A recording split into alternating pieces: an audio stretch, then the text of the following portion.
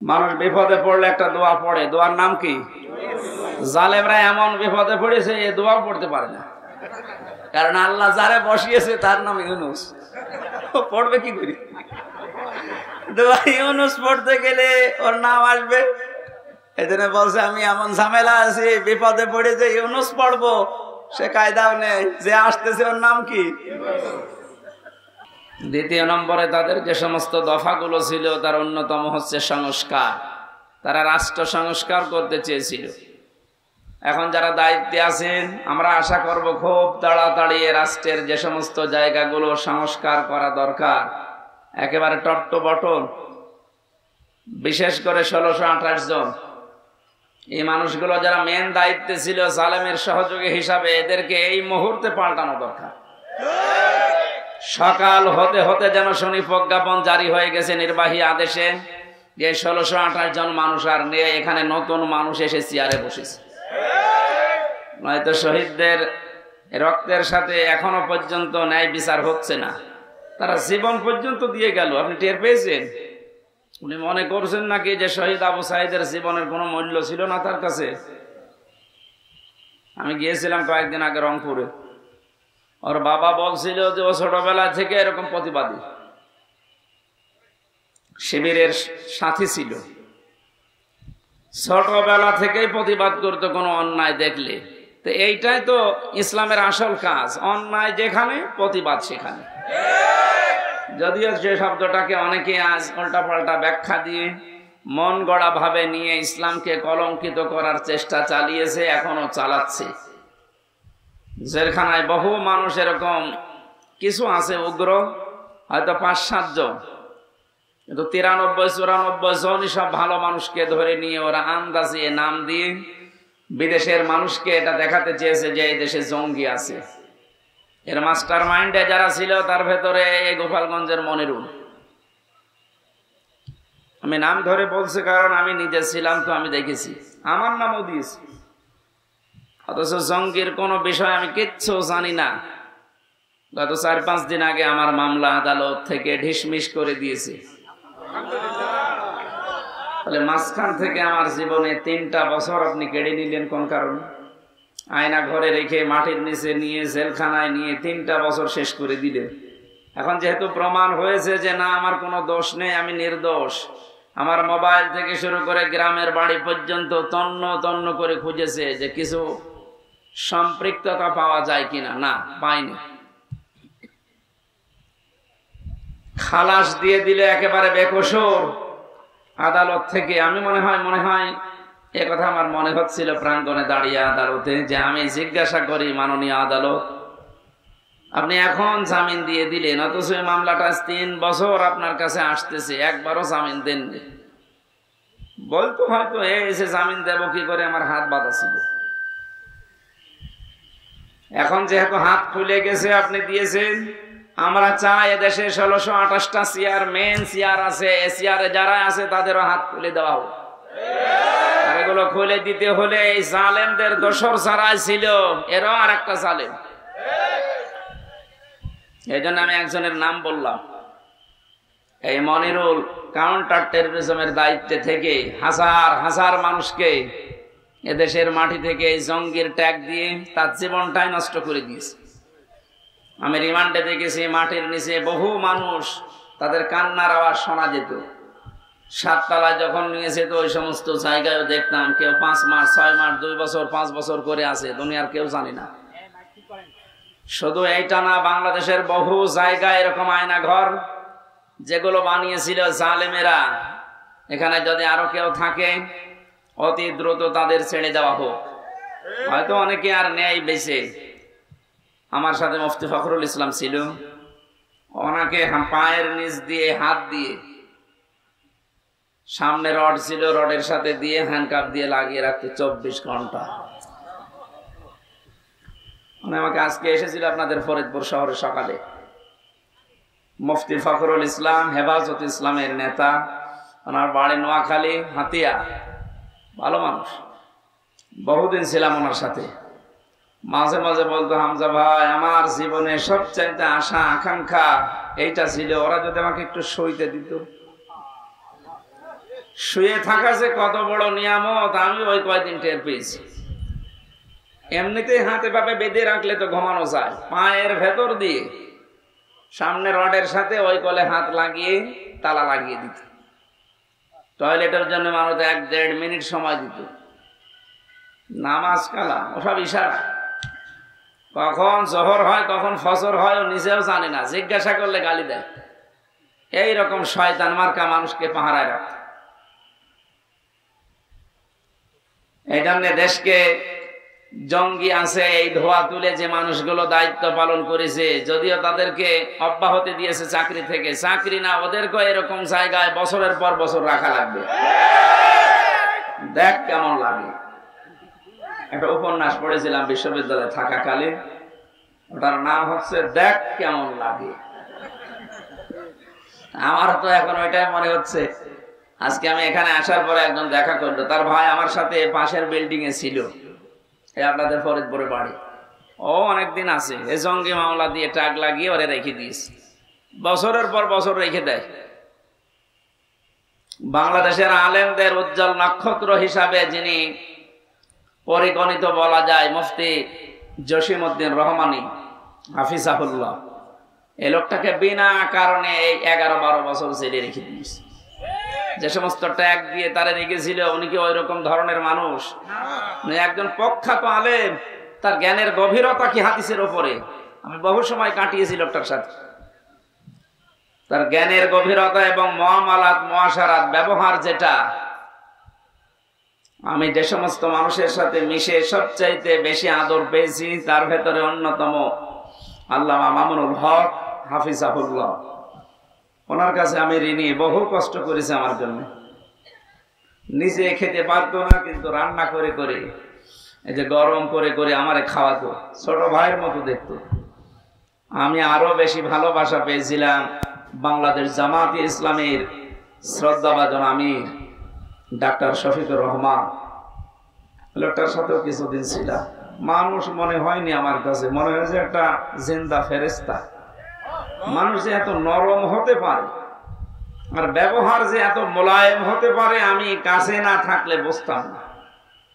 তার যে ইবাদতের মাকাম, তার যে ইবাদতের উচ্চতা, গভীরতা, তার আল্লাহর প্রতি যে ভরসা, আল্লাহর প্রতি তার যে তাওয়াক্কুল, এটা কাছে থাকলে আপনি টের পেতেন। দ্বীনের জন্য, ইসলামের জন্য তার যে ইখলাস, আল্লাহ রাব্বুল আলামিন আমার মনে হয় এরকম কিছু মানুষের ইখলাসের কারণে, কোরবানির কারণে আজ দেশের দিকে একটু রহমতের দৃষ্টি দিয়েছে।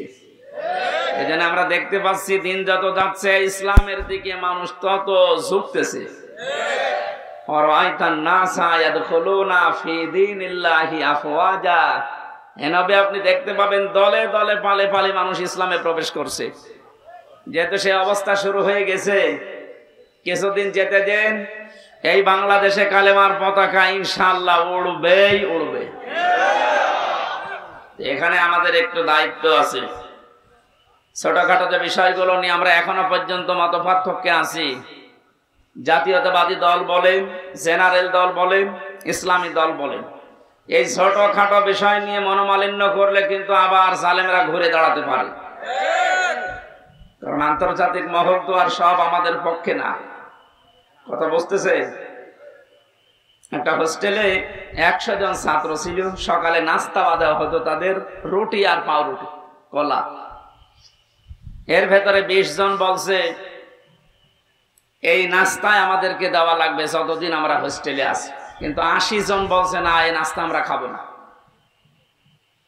হোস্টেলের যিনি দায়িত্বে আছে, ম্যানেজার, তাকে ডাক দেওয়া হয়েছে যে এই নাস্তা পাল্টান।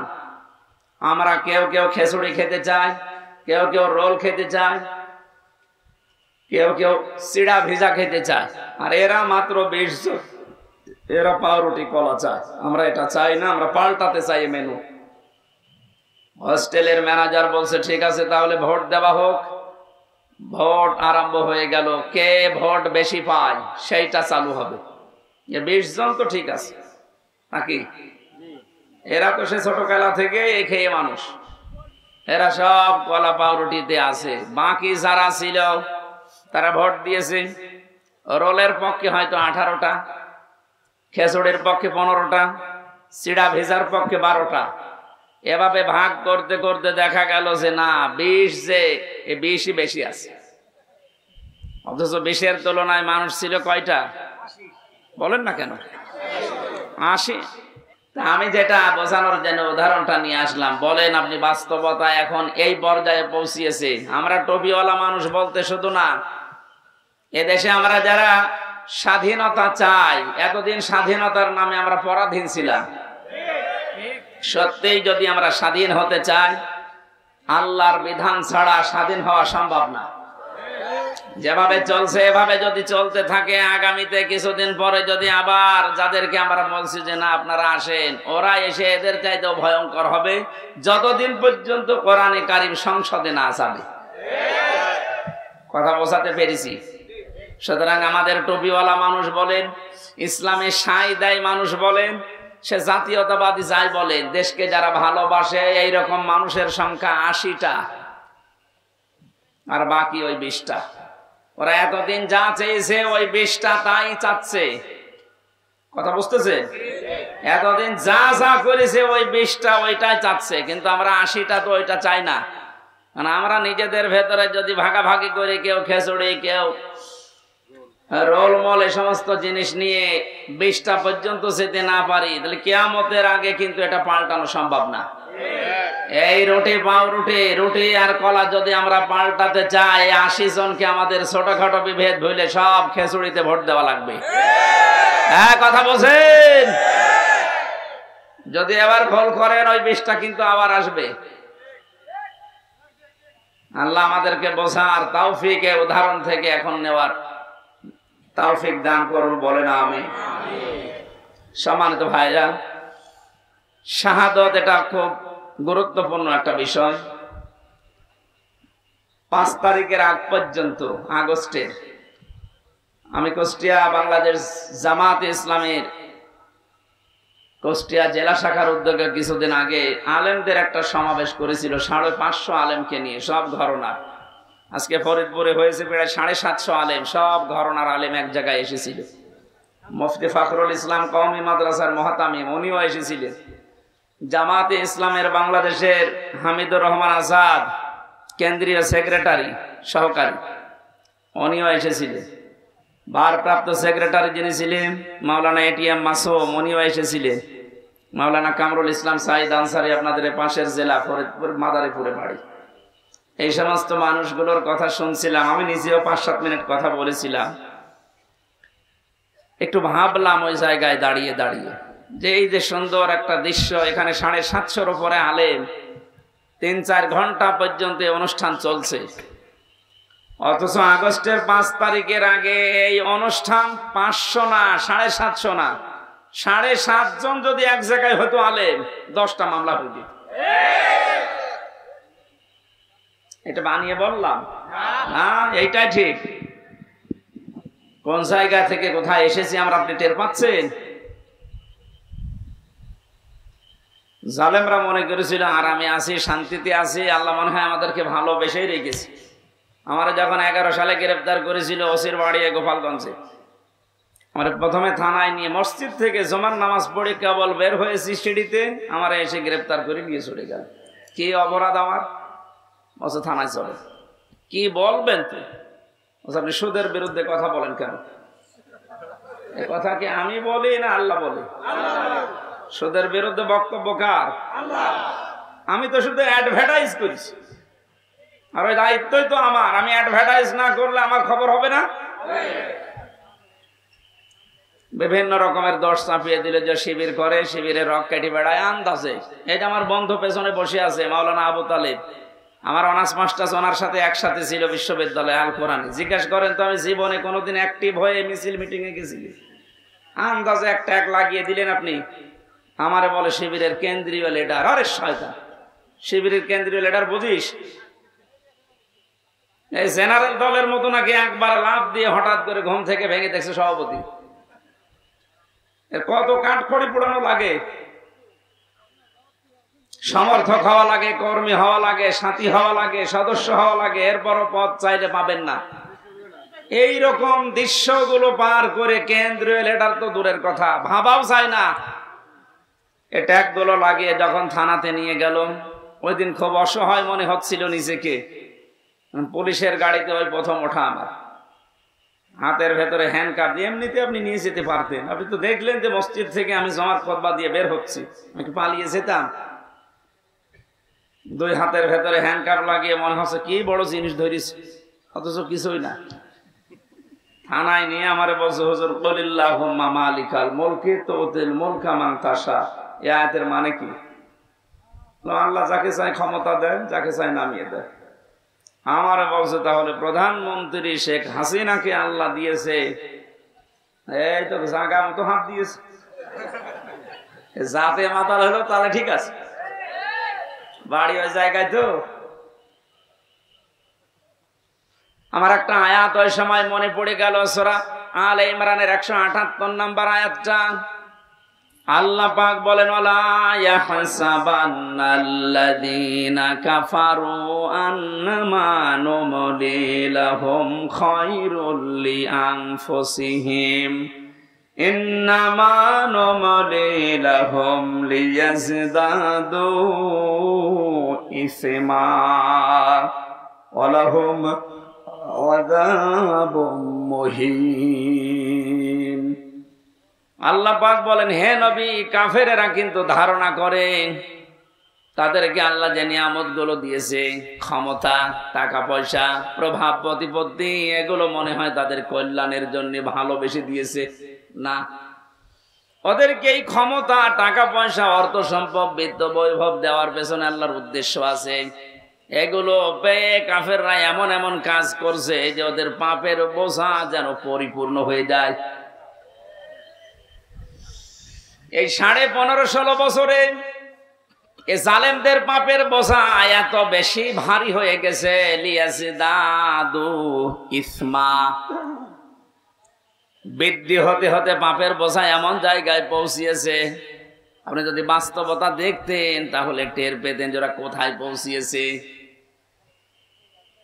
পৃথিবী থমকে দাঁড়িয়েছে আয়না ঘরের এই দৃশ্যগুলো দেখে, অথচ নিজে আমি দেখে এসেছি কত কঠিন মারাত্মক জায়গা এটা। মাটির উপরের ঘরেই মানুষ তালাবদ্ধ হয়ে থাকতে পারে না, আর মাটির নিচে কোনো আলো বাতাস নেই। এটা কি কবর না কি সে নিজেও জানে না।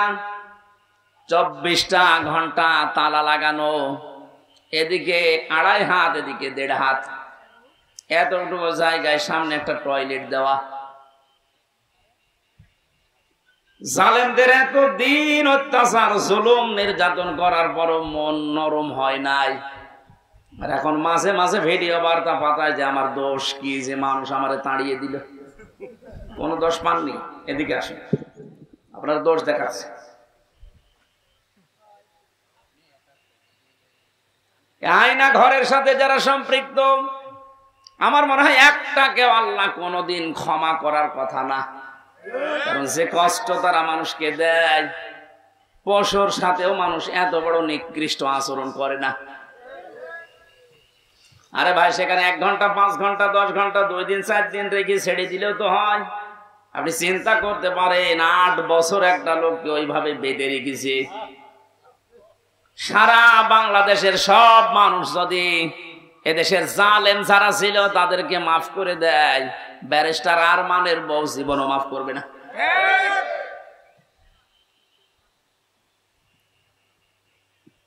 আর আপনি এখনো পর্যন্ত জালেমের সাফাই গান, এখনো পর্যন্ত জালেমের পক্ষে স্ট্যাটাস দেন, তাদের পক্ষে কথা বলেন, আপনার বিবেকের উপরে কুকুরে পোশাক করিস।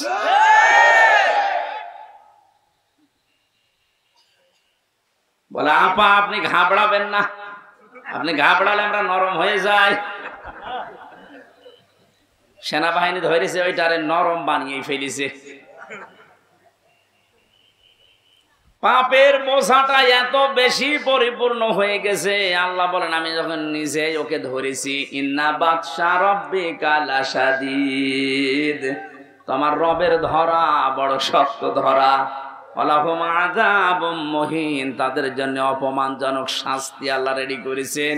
এর প্রমাণ কালামানিক বিসি পর্যন্ত উড়ে গেছিল। ফরিদপুরের একজন সন্তান খান সাহেব নামে, মতিয়ার রহমান খান, ও একটা মহিউদ্দিন খান বলছে না, তাই বলে আমার বিসিতে মারবে।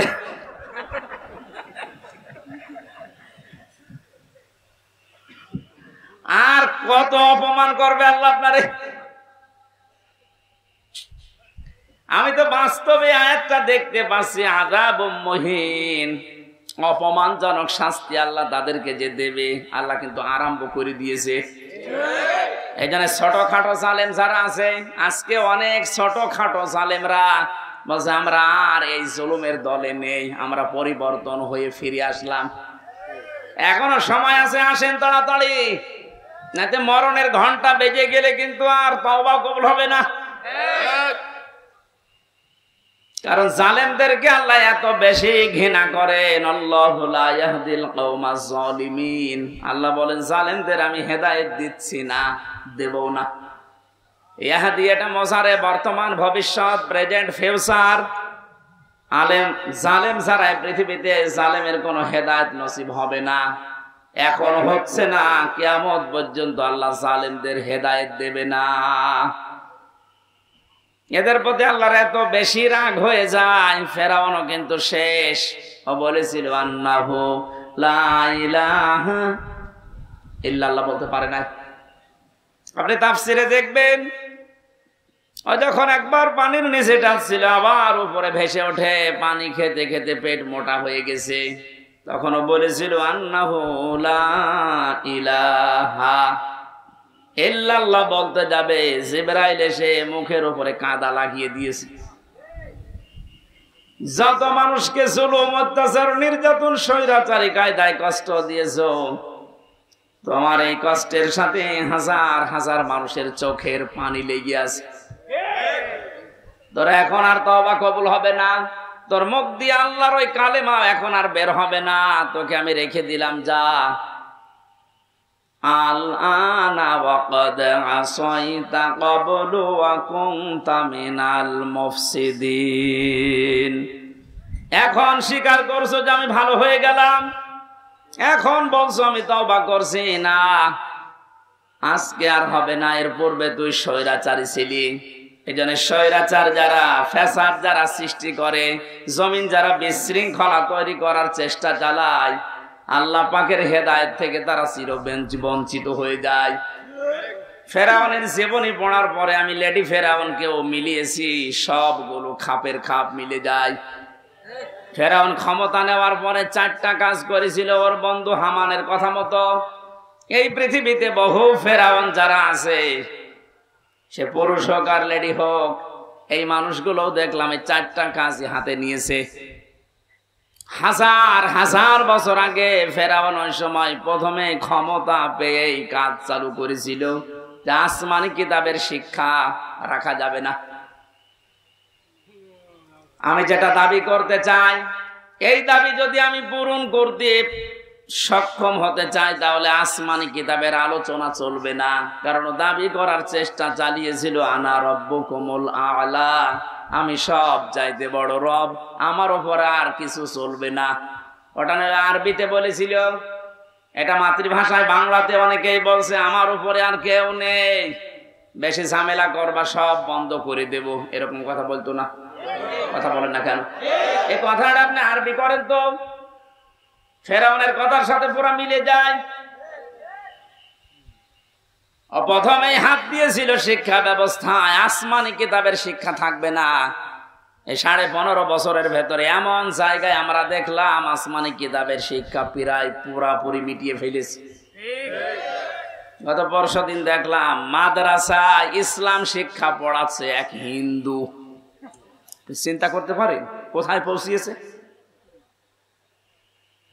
মাদ্রাসা ইসলাম শিক্ষা যদি একটা হিন্দু পড়ায়, বাকিগুলোর অবস্থা কি?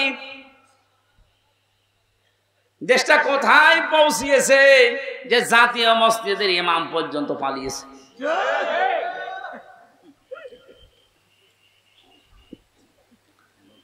কত বড় দুর্নীতিগ্রস্ত হলে বাইতুল মুকাররমের ইমামও পালিয়ে যায়, ওরেও খুঁজে পাওয়া যাচ্ছে না।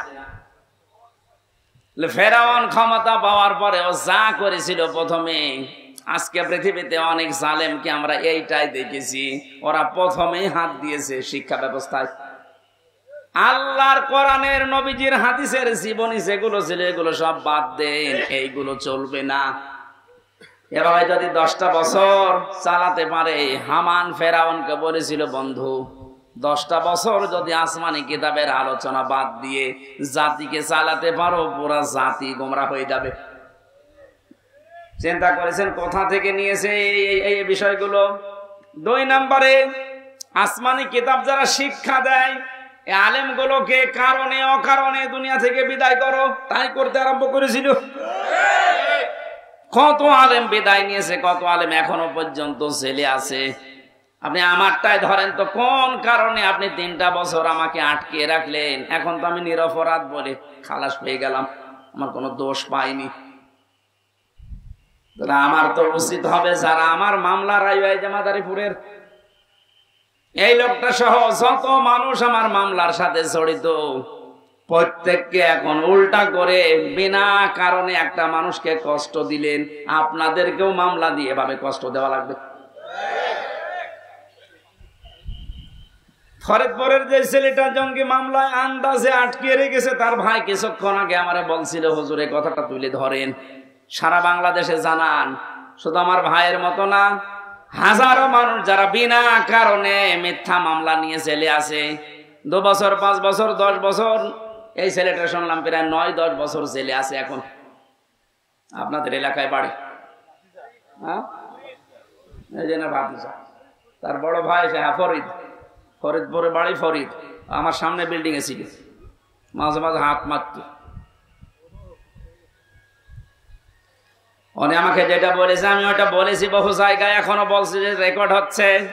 এই দেশে 1 লাখের উপরে মানুষ এখন জেলখানায় আছে। আমার মনে হয় 100 জনের প্রায় 70 জনই কিছু জানি না। আমি যেটা দেখেছিলাম নিজে, একটা কিচ্ছু জানে না, প্রতিহিংসার বশবর্তী হয়ে ক্ষমতার অপব্যবহার করে মানুষের কাছ থেকে অবৈধভাবে টাকা ইনকাম করার জন্য ওরা এই কাজগুলো করেছে। আমার বাড়ি থেকে নিয়ে এসেছে, আমি 2 তলার উপরে ঘুমাচ্ছিলাম, আমার ওখান থেকে নিয়ে এসে অমুক জায়গা থেকে ওনারা গ্রেফতার করেছে, অথচ পুরা মিথ্যা কথা। আমার মামলায় লিখে লিখে দিয়েছে ওনারে পেয়েছি অমুক জায়গায়, অথচ নিয়ে আসলো বাড়ি থেকে। আমার বাড়ির প্রায় 150-200 মানুষ, সব সাক্ষী। এমন এমন মানুষকে সাক্ষী বানিয়েছে, জীবনে তাদের নাম শোনা দূরের কথা, কোনোদিন চোখেও দেখি নাই। আন্দাজে তারা সাক্ষী দেবে বলে আমার বিশ্বাস হয় না, কারণ তাদের আমিও চিনি না, তারাও আমাকে চিনি না। ধরার পরেই বেকার বেকার আমার বাবাকে বলছে 10 লাখ টাকা দেন, নাই তো 50টা মামলা দেবো আপনার ছেলের নামে। কোথায় পৌঁছিয়েছিল দেখেছেন? দেশটা মগের মূল্য পানি ফেলেছে। আমার বাবা তো গ্রাম্য মানুষ, ভয়ে রিমান্ডের যে নাম শুনেছে যে পিটাবে, শেষ পর্যন্ত 8 লাখ টাকা দিয়ে দিয়েছে। এই মামলা যেদিন খারিজ হয়ে গেল, ওই দিন আমি কল দিয়েছিলাম মামলার আয়ুকে। আমি এতদিন ওরে স্যার বলতাম, ও এখন উল্টো করে আমারে স্যার বলছে। হুজুর কান্নাকাটি করছিল, হুজুর মাফ করে দিন। কিসের মাফ? আগে ওই 10 লাখ টাকা ফেরত দে।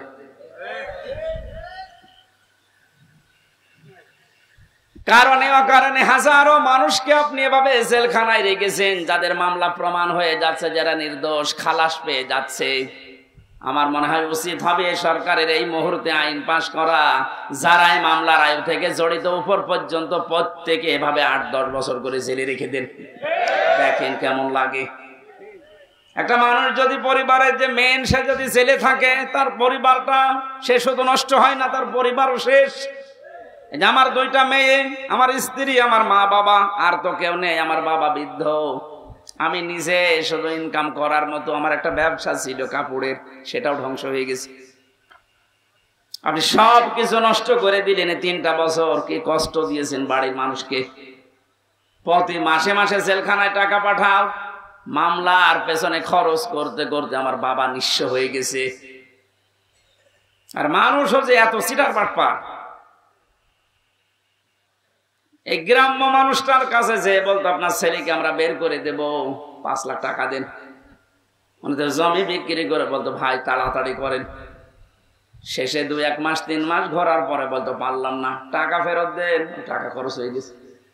এভাবে একটা মামলা 30 বার যদি হাইকোর্টে তোলা হয়, আপনি কত টাকা খরচ হয় হিসাব করেন। এই জন্য বলছি, যারা এভাবে মামলা দিয়েছেন, মিথ্যা মামলা যেগুলো প্রমাণ হচ্ছে না, এরা কিছু জানে না। 2 বছর 5 বছর 10 বছর পরে খালাস পেয়ে যাচ্ছে বেকসুর, তার মানে ওর অপরাধ আপনি পাননি। কথা বলেন না কেন? আদালত কোনো অপরাধ প্রমাণ করতে পারেনি, এই জন্য তো খালাস দিয়েছে। সুতরাং আশা করব যারা এর সাথে জড়িত, এদের বিরুদ্ধে আজ আমরা মামলা দিয়ে এদেরকেও 3 বছর জেল খাটাবো। দেখ, আপনি আপনার ছেলে মেয়ে নষ্ট হয়ে যাবে, আপনার বউ নষ্ট হয়ে যাবে। কিন্তু ব্যারিস্টার আরমানের স্ত্রীটা 8 বছর পর্যন্ত টিকে ছিল, সেও তো জানতো না আমার স্বামী বেঁচে আছে না মারা গেছে। কত বড় কঠিন হৃদয়ের মানুষ আপনি ছিলেন। আপনি সব জানতেন যে ওকে কোথায় কোথায় রেখেছি। কত কান্নাকাটি করেছে ইলিয়াস আলীর স্ত্রী, তার সন্তান এসে। এত বড় অভিনয় করলেন কি করে? ইলিয়াসের মেয়েটার মাথায় হাত দিয়ে বলছে, তোমার বাবা কোথায় আছে আমি খোঁজ করে দেখবো, অথচ তখন মারা হয়ে গেছে তারে। এইরকম অভিনয় করে আপনি পার পেয়ে গেলেন দুনিয়ার মানুষের সামনে। আমি এই জন্য বলছিলাম, বাংলার 18 কোটি মানুষ আপনাকে মাফ করে দিলেও ব্যারিস্টার আরমানের ইলিয়াস আলীর বউ আপনাকে মাফ করবে না। আমার 3 বছরে আমার বউ আপনাকে মাফ করবে না। আমার ওই ছোট মেয়েটা 1 বছর রেখে গিয়েছিলাম ছেলে, এখন ওর 4 বছর, ও তো আপনারে মাফ করবে না, কারণ ও আমার চিনি না। ও মনে করে এরকম বহু হুজুর বাড়ি আসে, এটা ওই রকম হুজুর। আমি যেদিন জেলখানা থেকে বাড়িতে ঢুকলাম, ওরে কোলে নিয়েছি, আমার বলছে, হুজুর আমাদের বাড়িতে চলেন। কারণ 3 বছর আমাকে যোগাযোগ বিচ্ছিন্ন রেখেছিল, আমি জানতামই না যে বাইরে আমার কেউ আছে কিনা। এত কঠিন অবস্থা, ও চিনবে কি করে? ওই যে আদালতে প্রিজন ভ্যান ধরে ঝুলেছিল, এটা মনে হয় ভাইরাল হয়েছিল একবার। এই দৃশ্যগুলো দেখে এনএসআইর যিনি প্রধান ছিলেন ওই সময়, গোয়েন্দা বিভাগের যারা দায়িত্বে ছিল, এসবি স্পেশাল ব্রাঞ্চের, তারা পর্যন্ত, ডিআইজি নাফিউল স্যার পর্যন্ত কান্না করেছে যে না, এটা মেনে নেওয়া যায় না। এতটুকু একটা বাচ্চা, 3.5 বছর বয়স, ও প্রিজন ভ্যান ধরে চলে আসে বাবাকে এক নজর দেখার জন্যে। এরপরও আপনার মন গলে নাই। আপনি যদি জানতেন যে অপরাধী, তাহলে তো শাস্তি দিতে পারতেন। উনি নিজেও জানেন, এমনকি অফিসাররা আমারে বলতো, হুজুর আপনি কিছু করেননি, আমরা জানি। কত বড় শয়তান দেখেছে! নিজেরা বলতো যে আপনি কিছু জানেন না, আমরা জানি। তারপরও ওরা এই অবস্থাগুলো করেছে। এমনি জেলে দিলে তো হতো, জেলে গেলে সারাদিন ঘোরাফেরা করা যায়, বিশাল এরিয়া। এরকম গ্রামের মতো 3-4 গ্রাম মিলে একটা জেলখানা, কাশিমপুর কারাগার, এরকম 3-4 গ্রাম মিলে 1, 2, 3, 4। এখানে সারাদিন যদি ঘোরাফেরা করেন মনে হবে বাড়ির মতোই আসি। বিকাল 5টার সময় তালা লাগিয়ে দেয়, সকাল 7টায় আবার খুলে দেয়। বিভিন্ন মানুষের সাথে দেখা হয়, জেল খাটা ঝামেলা না। খাবারের সমস্যা আছে, কিন্তু আমাদের আর মাওলানা মামুনুল হককে যা করেছে, 24 ঘন্টা ফাঁসির কন্ডেম সেলের ভেতরে তালাবদ্ধ রাখে। মনে হচ্ছে কি করেছি আমরা, অথচ কিছুই জানি না। আমি আযাবুম মুহিনের কথা বলছিলাম। জালেমরা মনে করে আল্লাহ আমাদেরকে ভালোবেসে ক্ষমতায় রেখেছে। ওই যে ওসি সাহেব যেটা মনে করেছিল, আল্লাহকে ভালোবেসে মহব্বত করি, কল্যাণের জন্য ওদের ক্ষমতা দেয় না। ওদের পাপ যেন পরিপূর্ণ হয়ে যায়, এই জন্য আল্লাহ দিয়ে রাখে। আমার মনে হয় খাপের খাপ আজটা ওদের সাথে মিলেও গিয়েছে। যখনই পরিপূর্ণ হয়ে গেছে, এত বড় বড় দল বাংলাদেশে 17 বছর বহু চেষ্টা করেছে, চুল পরিমাণ নড়াতে পারে নাই। অথচ মাত্র কিছু ছাত্র, আমার মনে হয় আল্লাহ এদেরকে আবাবিল পাখির মতো ব্যবহার করেছে। কারণ পাপ পরিপূর্ণ হয়ে গেছে, এখন আবাবিল পাখির মতো ব্যবহার করে জালেমদেরকে এমন ভাবে অপমান করেছে। দোয়া করছি মুসাফির অবস্থায়, মাজলুম অবস্থায়, অসুস্থ অবস্থায় বলছি, কারণ জেল থেকে বের হয়ে আমি এখনো পর্যন্ত স্বাভাবিক না। ওরা যা খাওয়াতো আমাদেরকে, বেঁচে থাকা দায়। মাওলানা মামুনুল হক না থাকলে আমি আরো কষ্ট পেতাম। ওনার একটা গরম করার বাটি ছিল, মাঝে মাঝে উনি গরম করে আমাদেরকে খাওয়াতো। তাছাড়া যে খাবার দেয় 10,000 মানুষের, ও খাবার খাওয়া যায়। ডাকাত যারা যায় 27 বছর জেল খাটতেছে, সুইডেন আসলাম কয়েকদিন আগে বের হয়েছে না? এটা সঠিক কিনা? এরপরে ডেন্সার রাসও ছিল গোপালগঞ্জের, ভয়ঙ্কর তাজ ছিল টাঙ্গাইলের, নাসির বের হয়েছে। এই মানুষগুলো আমাদের উপর দ্বারাই ছিল। এদের হ্যাঁ, এরা 27 বছর জেল খেটেছে, কিন্তু একটু আরামে ছিল। ওদের ভিআইপি তো, ওরা ভেতরে থাকার পরও বাইরে ওদের রাজত্ব চলতো। এই কারণে কোনো অভাব ছিল না। এক এক মাসে ওদের 8-10 লাখ 20 লাখ টাকা খরচ। আর আমাদের 20 লাখ 10,000 টাকা বাড়ি থেকে পাঠাতে আমার আব্বা। যেখানে 20 লাখ খরচ করে একটা লোক, সেখানে 10,000 টাকায় হালে পানি নেবে? এখানে কষ্টটা আরো বেশি। টাকা আনতে পারিস না, টাকা আনবো কি করে? আর কি ওর মতো বাম হাত ডাম হাতের ইনকাম আছে? এই কষ্টগুলো দেওয়ার কারণে শেষ পর্যন্ত, তারপরও বলছি, ওনারা যদি ফাঁসির কন্ডেম ছেলে না রেখে আমার শুধু জেলে রাখতো, আমার মনের ভেতরে এত দুঃখ কাজ করতো না। এমন করেছে আমার সহ্যের বাইরে চলে গেছে। আমার মা, বাবা, স্ত্রী আর সন্তান, এদের ছাড়া কাউকে দেখা করতে দেবে না। তাও এরা যদি 3 মাস পরে একবার যেত, 9টা না 10টা গোয়েন্দা বিভাগ থেকে রিপোর্ট লাগবে যে হ্যাঁ এটা মা বাবা। কেন আমি বলে দিচ্ছি যে এই ছবি দেখে এটা আমার মা বাবা হবে না, 9-10টা গোয়েন্দা বিভাগ খবর নেবে। তার মানে ও খবর নিতে 8-10 ঘন্টা শেষ। কুষ্টিয়া থেকে কাশিমপুর কারাগার, গাজীপুরে যাওয়া আসা করতে সাথে একদিন লাগে। আর আমাদেরকে আত্মীয় স্বজন ওখানে আছে। কি করলেন আপনি বলেন তো? আর এখন বলেন আমি কি করেছি, কি করেছি আপনি টের পান না। এখানে জুলুম যারা করেছেন তারা তো আমাদের মামলার আসামি শুধু না, আপনারা আল্লাহর মামলার আসামি। ইন্নামাস সাবিলু আলাল্লাযিনা ইয়াজলিমুনান নাস, সূরা শুরার 42 নম্বর আয়াত। আল্লাহ বলেন আমি নিজে জালেমদের বিরুদ্ধে মামলা দেব। তাহলে জালেমরা মামলার আসামি কার? যারা আল্লাহর মামলার আসামি, আপনি তাদের সাপোর্ট করেন না তো শুধু সামিয়ানা নিছে। আল্লাহ তুমি আমাদেরকে যে কষ্ট জালেমদের মাধ্যমে দিয়েছো, আমরাও এখন মুসাফির অবস্থায়, মাজলুম অবস্থায়, অসুস্থ অবস্থায় দোয়া করছি কিয়ামতের আগে যেন জালেম চেয়ারে আর কোনোদিন বসতে না পারে। দরকার হয় গরু ছাগল দিয়ে চলুক, তারপরও কোনো জালেমকে আমরা আর দেখতে চাই না। কথা বলেন ঠিক কিনা? এক জালেম বিদায় নেওয়ার পরে আরো কোনো মানুষ যদি এসে এখানে জুলুম করে, তাদেরও দাঁত ভাঙা জবাব দেশের মানুষ দেবে ইনশাআল্লাহ। এই জন্য কোন জালেম যেন জুলুম করার সাহস না পায়, এটা বোঝার তৌফিক আল্লাহ এই দেশের মানুষকে যেন দান করেন, আমিন। দরুদ সালাম পাঠ করার মাধ্যমে আমাদের আজকের আলোচনার বিষয় শান্তির ঘর। কি বললাম? বাংলাদেশটাকে একটা ঘর মনে করেন, এটাকে শান্তি দিয়ে পরিপূর্ণ করার জন্য কি লাগবে? সূরা ইউনূসের এই 25 নম্বর আয়াতে আল্লাহ আমাদেরকে সেটা শুনিয়েছেন। আল্লাহর কথা শুনি আমরা ওইভাবে দেশটা সাজাবো, পুরা দেশটাকে আল্লাহ শান্তি দিয়ে পরিপূর্ণ করে দেবেন ইনশাআল্লাহ। কোরআনে কারীম থেকে পড়েন, আউযু বিল্লাহি মিনাশ শাইতানির রাজীম, বিসমিল্লাহির রহমানির রহিম,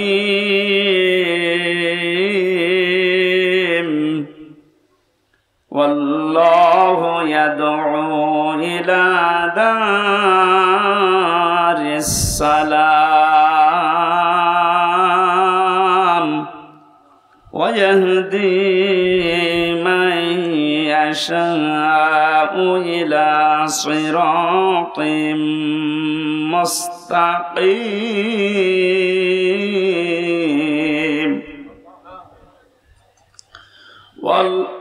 লিল্লাযীনা আহসানুল হুসনা ওয়া জিয়াদা। আপনাদের কষ্ট হয়ে যাচ্ছে? নিচে কি ভেজা নাকি? একটু খেয়াল করে শুনবেন, আমরা তাফসীর আকারে কথা বলবো ইনশাআল্লাহ। সূরা ইউনূস কোন সূরা? বলেন বলেন। এটা একটা নবীর নাম। কার নাম? মানুষ বিপদে পড়লে একটা দোয়া পড়ে, দোয়ার নাম কি? জালেমরা এমন বিপদে পড়েছে এই দোয়া পড়তে পারে না, কারণ আল্লাহ যারে বসিয়েছে তার নাম ইউনূস, পড়বে কি করে? দোয়া ইউনুস পড়তে গেলে ওর নাম আসবে। এই জন্য বলছে আমি এমন ঝামেলা আছি, বিপদে পড়ে যে ইউনুস পড়বো সে কায়দাও নেই, যে আসতেছে ওর নাম কি?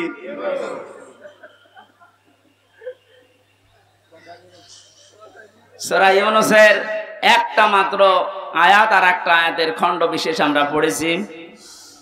এটা 10 নম্বর সূরা কোরআনে কারিমের, মক্কায় নাজিল হয়েছে। আয়াত আছে 109টা, রুকু আছে 11টা। 25 নম্বর আর 26 নম্বর আয়াতের প্রথম অংশটা আমার আলোচনার বিষয়। আজকে আমি কোরআন দিয়ে সাজিয়েছি এটা শান্তির ঘর। কিসের ঘর? ঘরটা যদি শান্তির হয় এ পৃথিবীর মানুষের হায়াত বেড়ে যাবে। এই যে আমরা পুরুষ মানুষ যারা আছি, বাইরের জীবন থেকে যখন সাংসারিক জীবনে আসি, ঘরটা যদি শান্তির ঘর হয়, আল্লাহ পাক আমাদেরকে ওই দোয়াও শিখিয়েছেন যে আমার কাছে এই দোয়াটা করো, রব্বানা হাবলানা মিন আজওয়াজিনা ওয়া যুররিয়াতিনা কুররাতা আ'য়ুনিন ওয়াজআলনা লিল মুত্তাকিনা ইমামা। আল্লাহ পাক বলেন, বান্দারা আমার কাছে বল, হে আমাদের রব, তুমি আমাদেরকে বউ দাও, সন্তান আদি দাও, এমন সন্তান এমন স্ত্রী আমাদের কপালে তুমি তৈরি করে দাও যেগুলো দেখলে আমাদের চোখ শীতল হয়ে যায়। ফরিদপুরবাসী এমন বউ দরকার যে বউ দেখলে আমাদের চোখ শীতল হয়ে যায়, অন্যদিকে আমাদের মন আর না যায়। বউ শুধু সুন্দরী হলে এটা হবে তা না, বউকে দিনদার হওয়া লাগবে। এই পৃথিবীর ময়দানে যত কর্মে যত কঠিন কাজ আছে, বাইরের জীবনের সব শক্ত কাজগুলো করে যখন মানুষ বাড়িতে আসবে, ঘরে প্রবেশ করার সঙ্গে সঙ্গে স্ত্রীর মাধ্যমে আল্লাহ একটা আলাদা শান্তি পুরুষকে দেবে।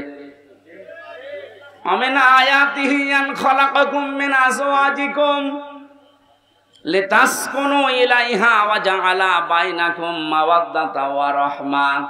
আয়াতের ব্যাখ্যা বিশ্লেষণ এইটাই বলে। এই জন্য মানুষ কাবা শরীফ যখন তাওয়াফ করে, প্রত্যেকটা চক্কর দেওয়ার সময় আমি দেখেছি রুকনে আমিনে থেকে শুরু করে হজরে আসওয়াদ, এই জায়গাটা পার হওয়ার সময় লক্ষ লক্ষ মানুষেরা পড়তে থাকে রব্বানা আতিনা ফিদ দুনিয়া হাসানা। হে আল্লাহ, দুনিয়ায় হাসানা দাও। তাফসীরে হাক্কানিতে দেখেছি দুনিয়ার হাসানা প্রধানত 3টা। 1 নম্বরে শান্তির ঘর। ওই ঘরটা শান্তির ঘর যে ঘরের ভেতরে ইসলাম আছে, যে ঘরের মেয়ে লোক সন্তানগুলো ইসলাম মেনে চলে। বাইরের জীবন থেকে আসার পরে এই ঘরটা আল্লাহ এমন শান্তি পরিপূর্ণ করে রাখে, বাইরের যত ক্লান্তি শ্রান্তি সব আল্লাহ ঘরে প্রবেশ করলে দূর করে দেয়। এই যে রাতের বেলা এখন বাড়ির রাস্তা দিয়ে যাওয়ার সময় কত রকমের ভয়, কিন্তু ঘরে প্রবেশ করলে একটা আলাদা শান্তি আল্লাহ তৈরি করে দেয়। আল্লাহ রাব্বুল আলামিন বলেন, আমার ইসলামের একটা ঘর আছে, এই ঘরটা পরিপূর্ণ করা শান্তি দিয়ে। এই ঘর যদি কেউ শান্তি দিয়ে পরিপূর্ণ করে নিতে চায়, কমপক্ষে 16টা বিষয় দুনিয়াতে তাকে মানা লাগবে। আল্লাহ এই ঘরের দিকে আমাদেরকে আহ্বান জানাচ্ছেন, আল্লাহু ইয়াদউ ইলা দারিস সালাম। আল্লাহ তোমাদেরকে ডাকতেছেন শান্তির ঘরের দিকে। তাহলে আল্লাহ যে ঘরের দিকে ডাকে, ঘর কিসের ঘর বলেন তো? আরো জোরে বলেন। ঘর বানাতে হলে আমরা কয়েকটা জিনিস পাই, এদিকে তাকান। 1 নম্বরে পৃথিবীতে যত ঘর আমরা দেখতে পাই, ঘরের 4টা খুঁটি লাগে। খুঁটি না হলে, পিলার না হলে ঘর তুলতে পারবেন? প্রথমে খুঁটি লাগবে। এই খুঁটি 4টা খুঁটি যদি আপনি ইসলামের যে ঘরে প্রবেশ করতে চান, এই ঘরের 4টা খুঁটি আল্লাহ সাজিয়েছেন নামাজ দিয়ে, রোজা দিয়ে, হজ দিয়ে, যাকাত দিয়ে। ঘরে শুধু খুঁটিগুলোই হলেই হয় না। কেউ যদি ঘরকে মজবুত করতে চায়, বিপদ আপদ থেকে শত্রুর হাত থেকে মুক্ত করতে চায়, অবশ্যই ঘরে বসবাস করার জন্য ছাদ দেওয়া লাগবে, নাই টিনের ছাউনি দেওয়া লাগবে। কথা বলেন ঠিক কিনা? আল্লাহ যে ঘরের কথা জানাচ্ছেন যে ইসলাম নামক ঘরে প্রবেশ করলে শান্তি পাওয়া যাবে, এই ঘরটা আমার আল্লাহ সাদ হিসাবে যার নাম দিয়েছেন এইটার নাম হচ্ছে কালিমা। আপনি এইটা না থাকলে ঘরে প্রবেশ করতে পারবেন ঠিকই, তো থাকতে পারবেন না আরামে। ওপর থেকে বৃষ্টি আসবে, ভিজে যাবেন, এমনকি বহু ঝড় ঝাপটা আসতে পারে। আমরা এখন এমন একটা ঘর তৈরি করতে চাই বাংলাদেশকে, যে ঘরে এই ডাকাতি থাকবে না, ঝড় ঝাপটা আসবে না, চিন্তা থাকবে না, চিন্তা রাহাজানি এরকম কোন ভয় আমাদের এই ঘরের ভেতরে আসবে না। ওরা ৫৬,০০০ বর্গ মাইল আমরা একটা ঘর বানাতে চাই। কথা বলেন ঠিক কিনা? এটা বানাতে হলে আল্লাহ পাক যে নিয়ম নীতিগুলো দিয়েছে এইগুলো আমাদের দেশে এখন কাজে লাগান। ডক্টর মোহাম্মদ ইউনূস করবেন কিনা জানি না। এই যে নামাজের জন্য আমরা অনেকে দাওয়াত দিয়ে বেড়াই, নামাজ দাওয়াত দেওয়ার বিষয় না, নামাজ রাষ্ট্রীয়ভাবে কায়েম করার বিষয়। কোরআনে কারীম জানিয়েছে আল্লাযীনা ইম্মাক্কান্নাহুম ফিল আরদি আকামুস সালাহ ওয়া আতাবুজ যাকাতা ওয়া আমারু বিল মা'রুফি ওয়া নাহাউ আনিল মুনকার ওয়ালিল্লাহি আকিবাতুল উমুর। আল্লাহ বলেন, আমি কোন মুমিনকে যদি রাষ্ট্র ক্ষমতায় বসাই, ক্ষমতা পাওয়ার পরে তার কাজ হবে নামাজের বিল সমাজে জারি করা। যদিও 1 মাস 2 দিন হয়ে গেল, এখনো পর্যন্ত আমরা এটা পাইনি। তাহলে এমন মানুষকে এখানে পাঠাতে হবে যে মানুষগুলো এসে আল্লাহর কোরআনের এই কথাটা পালন করবে। কথা বলেন না কেন? এটা যদি রাজনীতি মনে করে আপনি চলে যান, আপনার কপালে আগুন লাগবে। এটা হামজা বানাচ্ছে না, আল্লাহ বানিয়ে দিয়েছেন। শান্তির ঘর তৈরি করতে হলে মাস্ট বি নামাজ রাষ্ট্রীয় ভাবে নিয়ে আসা লাগবে। হয়তো আমি দাওয়াতি কাজ করে সলিমদ্দি ভাই কলিমদ্দি ভাই নামাজ পড়তে যাই, এভাবে দাওয়াতি কাজ করে কয়জন আসবে? এটা আইন পাশের বিষয়। আল্লাহ এমন একটা শান্তির ঘর তৈরি করে দিতে চান। ঢাকা বিশ্ববিদ্যালয় এখন যিনি ভিসি, উনি ইমামতির যোগ্যতা রাখেন, উনি নিজে ছাত্রদেরকে সাথে নিয়ে নামাজ আদায় করাচ্ছে। আজকে আমি একটা সিভিল সার্জনের ভিডিও দেখলাম, এটা জেনারেল মানুষ, কোরআনে কারীম এমন মধুর কণ্ঠে কারি আব্দুল বাসিদের মতো তেলাওয়াত করছে, জীবনটা জুড়িয়ে যাচ্ছে। আমরা যে বলেছিলাম বাংলাদেশে ১৬২৮ জন মানুষ দায়িত্বে আছে, আমরা সবাই এরকম কোরআনওয়ালা মানুষ চাই। ঢাকা বিশ্ববিদ্যালয়ের ভিসির মতো বাংলাদেশের যত বিশ্ববিদ্যালয় আছে, প্রতিটি বিশ্ববিদ্যালয়ে এরকম ভিসি দেখতে চাই যারা নিজেরা ছাত্র ছাত্রীদেরকে নিয়ে ইমামতি করার যোগ্যতা রাখে। একটা ভিসি যদি ওখানে ইমাম হয়, হলের প্রভোস্ট যিনি যদি ইমাম হয়, তার আন্ডারে যতগুলো মানুষ থাকবে তারা যদি তার ইমামতিতে নামাজ পড়ে, কোনোদিন সিট বাণিজ্য হবে না। খাদ্যের জন্য কোনোদিন বাণিজ্য করা হবে না। 1 মাস 2 দিনের রিপোর্ট আজকে দেখেছেন, শুধুমাত্র জালেমরা বিদায় নেওয়ার কারণে যে সমস্ত হলগুলোতে ভর্তুকি দেওয়া লাগতো, খাবারের সমস্যা ছিল, লস হতো, এই খাবারের হোটেলগুলোর মালিক এখন হলের যারা দায়িত্বে আছে ওরা বলছে আমাদের আর লস হচ্ছে না। সুবহানাল্লাহ বলতে পারেন না? এতটুকু বৈষম্য দূর করার পরে যদি স্বাভাবিক অবস্থায় ফিরে আসে, এখনো যে জালেম গুলো চেয়ারে বসে আছে এগুলোকে নামান, বিশেষ করে চপ্পু মিয়াকে। কথা বলছে না কেন? জালেমদের থাকাকালীন একে নিয়োগ দেওয়া, এই চপ্পু মিয়াকে তাড়াতাড়ি নামান। একে দিয়ে কিন্তু মাঝে মাঝে একটা ইস্যু তৈরি করে ক্রু করার চেষ্টা চালাবে জালেমরা। কারণ জালেমরা তো বসে নেই, বিভিন্ন জায়গায় যে ওরা কিন্তু কাজ চালিয়ে যাচ্ছে এখনো। কয়েকদিন আগে আমি সিঙ্গাপুরে গিয়েছিলাম, এখান থেকে যে জালেমরা পালিয়েছে ওখানে আমি জুলুমের বিরুদ্ধে বক্তব্য দেওয়ার কারণে ওই দেশের পররাষ্ট্র মন্ত্রণালয় নালিশ দিয়েছে আমার নামে। বলেছে ওনার দেশে মামলা আছে, আর উনি এসে এই দেশে বক্তব্য দিল। ওই দেশে যারা দায়িত্বে আছে ওরা খোঁজ খবর নিয়ে এই 2-3 দিন আগে যেহেতু মামলাটা ঢিসমিস হয়ে গেছে, এখন ওরা বিপদে আছে। আরে বেটা, ওরা আদালত থেকে তো বেকসুর খালাস দিয়েছে, ওর কোনো দোষ নেই, তুই বেকার ওর নামে উল্টা পাল্টা করে আমার কাছে নালিশ দিলি। ও দেশটা তো আমাদের মতো হুসুকে বাঙালি না, ওরা খোঁজ খবর নিয়ে দেখতে পেয়েছে জামিনের অপরাধ, যারা নালিশ দিয়েছে নালিশ পাঠিয়ে এখন থাকার খবর আছে। নিজের পায়ে নিচে কোড়াল মারছেন, বাইরে বসে বসে যে মানুষগুলো ষড়যন্ত্র করছে এদের জন্য একটা কাজ, এই ঝামেলাটা রয়ে গেছে, যেহেতু ওদের নিয়োগ দেওয়া এটা যেন আহ্বান জানাবো খুব তাড়াতাড়ি এই 1628টা চেয়ার থেকে এদেরকে নামিয়ে এতদিন যারা বৈষম্যের শিকার হয়েছে তাদেরকে চেয়ার গুলোতে বসান। এইটার জন্য ছেলেরা জীবন দিয়ে গেছে। কালেমাটা আমাদের যদি ছাদ হিসাবে আমরা তৈরি করতে না পারি দেশে, কালেমা মানে কি? লা ইলাহা ইল্লাল্লাহু মুহাম্মাদুর রাসূলুল্লাহ, এটা একটা বাক্য, এটা বাস্তবে যদি আমরা নিয়ে যেতে না পারি আমাদের যে ঘর বানাবে ঘরটা কিন্তু বসবাসের উপযুক্ত হবে না। ঘর বানিয়ে ছাদ দিলে শুধু চারিদিকে 4টা খুঁটি দিলে হয় না, বেড়া দেওয়া লাগে, ঘরের বেড়া দেওয়া লাগে না, দেওয়াল দেওয়া লাগে। আল্লাহ পাক যে ঘরের দিকে ডাকতেছে, শান্তির ঘর যদি আমরা বানাতে চাই এ ঘরের বেড়া হিসাবে প্রথমে আপনাকে সৎ কাজগুলো রাষ্ট্রীয়ভাবে জারি করা লাগবে। অন্যায় কাজগুলো এগুলো রাষ্ট্রীয়ভাবে আইন পাশ করে নিষিদ্ধ করা লাগবে।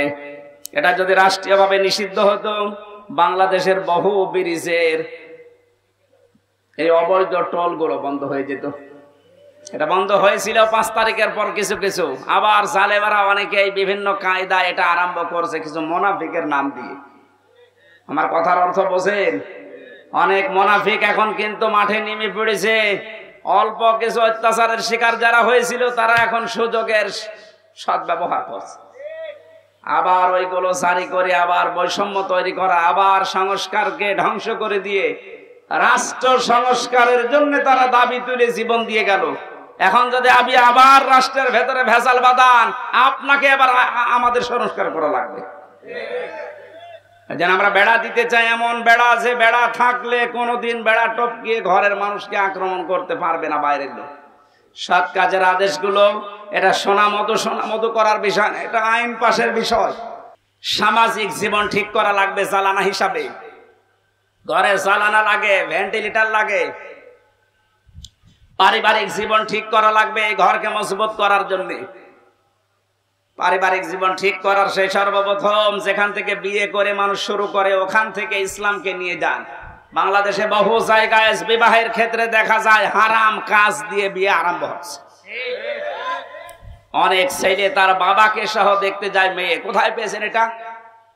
ওই মেয়েটাকে আপনি বিবাহ করবেন আপনার জন্য দেখা যায় যাচ্ছে একবার, আপনার বাবার জন্য দেখা যায় যাচ্ছে বিয়ের আগে। এই কথা বলেন না কেন? বিয়ের আগে যে আপনি তাকে দিয়ে দেখাচ্ছেন কিন্তু হারাম দিয়ে শুরু করছেন। অনেকে আবার দোলা ভাই নিয়ে যায়। এই যে পারিবারিক জীবনের যে বেড়াটা, যে জ্বালানাটা আমরা নষ্ট করে ফেলেছি আজ, এই জন্য মায়েদের পেটে এখন আর আব্দুল কাদের জেলানি আসে না। এই কথা বলছে না? আসলে আজকেও কত মানুষ দোয়া চাচ্ছিল। আমি দিনের বেলা আজকে মাহফিল ছিল আমার মাগুরা শ্রীপুরে, কত মানুষ ছোট ছোট বাচ্চা নিয়ে এসে দোয়া চাচ্ছে। তো দোয়া করেন ছেলে যেন আব্দুল কাদের জেলানি হয়, অমুক হয়। আব্দুল কাদের জেলানি ছেলে এমনি হবে? আব্দুল কাদের জেলানি যে মায়ের পেটে এসেছিল ওই মায়ের পেটের দিকে তাকান আর আপনার স্ত্রীর পেটের দিকে তাকান, এর পেট তো পরিমরির চাইতে খারাপ। হ্যাঁ কথা বলেন?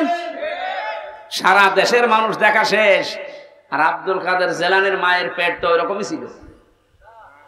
ওনার জীবনে পড়তে গিয়ে পেয়েছি, মাকে একদিন জিজ্ঞাসা করছে, মা আমাকে পেটে রাখা অবস্থায় তুমি কোনো হারাম কাজ করেছিলে?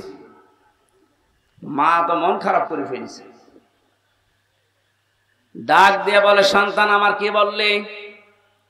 তোকে পেটে নিয়ে কোনো হারাম কাজ করবো মানে? হ্যাঁ আমার মনে হয় তুমি আমার পেটে নিয়ে কোনো হারাম কাজ করেছিলে, নয়তো আমি যা পড়ি আমার কোনো পড়া মনে থাকতে চাই না। মা বলছে, বাবারে প্রশ্ন যখন করলি তোকে পেটে নিয়ে কোনো হারাম কাজ করেছি বলে আমার মনে হয় না, তবে একটা কথা আমার মনে আছে, আমার পেটে যখন তোর বয়স 9 মাস, কয় মাস? তোকে নিয়ে আমি বেড়াতে গিয়েছিলাম তোর নানির বাড়ি, উঠানের উপরে দেখলাম কিছু আচার রোদে শুকাতে দিয়েছে, ওইটা আমি তুলে খেয়ে ফেলেছিলাম। পরবর্তীতে জানলাম যে ওটা পাশের বাড়ির একজন রোদে শুকাতে দিয়েছে। ও বাবা আব্দুল কাদের, মানুষের জিনিস আমি না বলে খেয়েছি, আর এটা হচ্ছে চুরি। এটা কি? কারো জিনিস না বলে খাওয়া, না বলে নেওয়া, এর নাম চুরি। এর নাম কি? আরো জোরে বলেন। যেহেতু আমি চুরি করে ফেলেছি, ওই হারাম মালের প্রভাব তোর মেধার উপরে পড়েছে, এই কারণে তোর পড়া মনে থাকে না। ফরিদপুরের মা বোনেরা, আপনারা আছেন কিনা আমি জানি না, আপনার পেটে আব্দুল কাদের জেলানি, ফাতেমাতুজ জোহরা এমনি আসবে। তার সন্তান পেটে রাখা অবস্থায় মানুষের জিনিস না বলে খাওয়ার কারণে তাও ভুল করে মনে করেছিল আমার নিজের মায়েরটা। এই কারণে যদি মেধার উপরে সন্তানের প্রভাব পড়ে, আর আপনারা আমাদেরকে পেটে নিয়েছে যারা, ওরা কত কিছু না বলে খেয়ে হজম করে ফেলে। আমাদের পারিবারিক জীবনের যে বেড়াটা ছিল, দেওয়ালটা ছিল, এটা আমরা নষ্ট করে ফেলেছি। এখন আবার আরম্ভ করেন আস্তে আস্তে ভালো করার। একজন মহিলাকে 14 জন পুরুষ মানুষ দেখতে পারে, কিন্তু মুখমণ্ডল, হাতের কবজি আর পায়ের পাতা বাদ দিয়ে পুরা শরীর ঢেকে রাখা লাগবে। আর বাকি কারো সামনে তো মেয়েদের যাওয়া জায়েজ নেই। যে 14 জন পুরুষের সামনে আপনি যেতে পারবেন, তার ভেতরে আপনার বাবা, দুধ বাবা না, আপনার আপন বাবা হওয়া লাগবে, নাম ডাকা বাবা না। অনেকে ধর্ম বাবা পাতিয়েছে, তার সামনে কোনো পর্দা নেই, বাবা শাহজালাল, সব হালাল। এটা জায়েজ আছে? কিসের ধর্ম বাপ? আপনি শুধু যেতে পারবেন আপনার আপন বাবার সামনে, আপনার নিজের ছেলের সামনে, বোনের ছেলের সামনে, মেয়ের জামাইয়ের সামনে। মেয়ের জামাই মানে কি? মেয়ের স্বামী যেটা, ওইটা আপনার জামাই। তো এটা আবার এই এলাকা অনেকে বোঝে না। চট্টগ্রামে আবার ওই স্বামীকে বলে জামাই, আর এক ভেজা। এই জন্য বলছি, মেয়ের যেটা স্বামী ওইটা তো আপনার জামাই হয় সম্পর্কে, তার সাথে আপনি দেখা করতে পারবেন শাশুড়ি হিসাবে, কিন্তু মুখমণ্ডল, হাতের কবজি, পায়ের পাতা, এ পুরা শরীর ঢেকে রাখা লাগবে। মাথার চুল নিজের মেয়ের স্বামী ওই জামাইকে দেখানো যায় না। কিন্তু অনেক শাশুড়ি চুলে শ্যাম্পু করে দেখায় যে বাবাজি। শেষ পর্যন্ত অনেক শাশুড়িকে নিয়ে জামাই যে পালিয়ে গেছে, এ বাংলাদেশে নেই। আমাদের এই বেড়া এমন নড়বড়ে হয়ে গেছে, এ বেড়া দিয়েছে এসে ঢুকে পড়ে। এ বেড়ায় শান্তি আসবে? এই দেওয়াল গুলো না, বেড়া গুলো না, এরপর আবার জালানা আছে। এই জালানা গুলোর নাম আল্লাহর কোরআনে আমি বিভিন্ন জায়গা থেকে মিলিয়ে পেয়েছি। অর্থনীতির জালানা লাগানো লাগবে, সাংস্কৃতিক জ্বালানো লাগানো লাগবে। আর সাংস্কৃতিক জগৎটার জ্বালানা আমরা এমন ভাবে খুলে দিয়েছি, ভারতের আগ্রাসন, আকাশ সংস্কৃতির নামে এমন এমন কিছু আসে। এখন শুনলাম যে নাকি ভারতের এই 36টা চ্যানেলের অনেকগুলো চ্যানেল বন্ধ হয়েছে। আমি জানি না, এটা আইন পাশ করে এই মুহূর্তে বন্ধ করে দেওয়া দরকার। কোন শিক্ষা নেই এই চ্যানেলগুলোতে, বিশেষ করে স্টার জলসা, স্টার প্লাস, যে প্লাস, যে বাংলা, কি শেখেন এখান থেকে? শুধু তালাতালি করা আর এর কথা ওর কাছে লাগানো। ডক্টর মোহাম্মদ ইউনুস একটা নবীর নাম, এরপর আবার মোহাম্মদ, দুইটা। আপনি ডক্টর মানুষ, অনেক শিক্ষিত মানুষ, আশা করব বাংলার জনগণ আশা করে আছে 96% মুসলমান। আপনি তাড়াতাড়ি আইন পাশ করে ভারতের এই 36টা চ্যানেল বন্ধ করে দিন। কারণ ভারতের এত বড় দেশে বাংলাদেশের একটা চ্যানেলও চলে না। একটা চ্যানেল চলতো তাও আংশিক, এটিএন বাংলা, বাকি একটাও চলে না। আমি তো বহুদিন ভারতে থাকতাম, অথচ 36টা চ্যানেল চলছে এই দেশে। তাও শিক্ষামূলক কিছু দেখলে দেখা যায়, সব আকাশ সংস্কৃতির নামে এমন এমন কিছু দেখায়। আমার মনে হয় বাবা আর মেয়ে এক জায়গায় বসে দেখলে দুইজনে অজ্ঞান হয়ে যাবে। এ কথা বলছে না কেন? তাহলে এই জ্বালানাটা, এই যে সাংস্কৃতিক জগতের জ্বালানা, অর্থনীতির জ্বালানা, সামাজিক জীবনের জ্বালানা, এই জ্বালানাগুলো ঠিক করার দরকার না? এই নেওয়া লাগবে কোরআন থেকে। সব ঔষধ এখানে দেওয়া আছে। অনুনাজ্জিলু মিনাল কোরআনি মা হুয়া শিফাউন ওয়া রাহমাতুল লিল মুমিনিন। এ কোরআন নাযিল করার ধারাবাহিকতা এমন এমন বিধান আমি দিয়েছি যেটা মুমিনদের রোগ মুক্তির কারণ হবে। এ সমস্ত বিষয়গুলো যেহেতু রোগ দিয়ে ভরা, এই জ্বালানাগুলো ভেন্টিলেটর লাগে, এগুলো আমরা ঠিক করব। এগুলো মুআমালাত, মুআশারাত, মানুষের সাথে কথা বলতে হলেও আপনি বাইরে থেকে কথা বলবেন, যখন হাসি মুখে বলবেন। মোবাইলে যখন কথা বলবেন এমন নরম ভাষায় বলা লাগবে যেন এক একটা কথায় সাদগা দেওয়ার মতো সওয়াব হয়। এই বিষয়গুলো দিয়ে যদি আমরা ঘর, জানালা, দরজা, আকাশে যে ছাদ, টিনের ছাদ হোক, আর এমনিতে চুনসুরকির ছাদ হোক, এই ছাদগুলো যদি কোরআনের আয়াতগুলো দিয়ে, হাদিসগুলো দিয়ে আমরা বানাতে পারি, এইরকম বাংলাদেশের ৫৬,০০০ বর্গ মাইলের ঘরে ঢুকলে আপনি আসলেই শান্তি পাবেন। আল্লাহু ইয়াহদি মান ইয়াশাউ ইলা সিরাতিম মুস্তাকিম। আল্লাহ যাকে ইচ্ছা তাকে সরল পথের দিশা দেন। আমরা যদি এভাবে ঘরে প্রবেশ করতে পারি হেদায়েতের সহকারে, লিল্লাযিনা আহসানুল হুসনা ওয়া জিয়াদা, আল্লাহ যদি জিয়াদাতুন না দিত, এখানে ২ পেশ আছে। এ তানবিনের অর্থ পেয়েছি আমি তাফসিরে ফি জিলালিল কোরআনে। মুফাসসির লিখেছেন যারা ভালো কাজ করে তাদের উত্তম কিছু আমার আল্লাহ রেখে দিয়েছে, এবং তার চাইতেও বেশি এবং ধারাবাহিক ভাবে। এখানে আরবি গ্রামার যারা বসে তাফসির পড়ে ওনারা জানবেন, শুধু জিয়াদা এরকম আল্লাহ দিলে আল্লাহর নিয়ামতটা থেমে যেত। আল্লাহ যেহেতু জিয়াদাতুন দিয়েছেন, আল্লাহ রাব্বুল আলামিন এরকম শান্তির ঘর তৈরি করে যারা সত্যি প্রবেশ করতে পারবে, যারা হেদায়েত সহকারে দুনিয়ার জীবনটা শেষ করতে পারবে, এদের যে নিয়ামত আল্লাহ দেবেন এটা শুধু শেষ না, এটা অব্যাহত থাকবে। এবং সর্বশেষ নিয়ামতের নাম হচ্ছে আল্লাহর সাক্ষাৎ। আল্লাহ এটা দিয়ে যেন আমাদের ধন্য করেন, আমিন।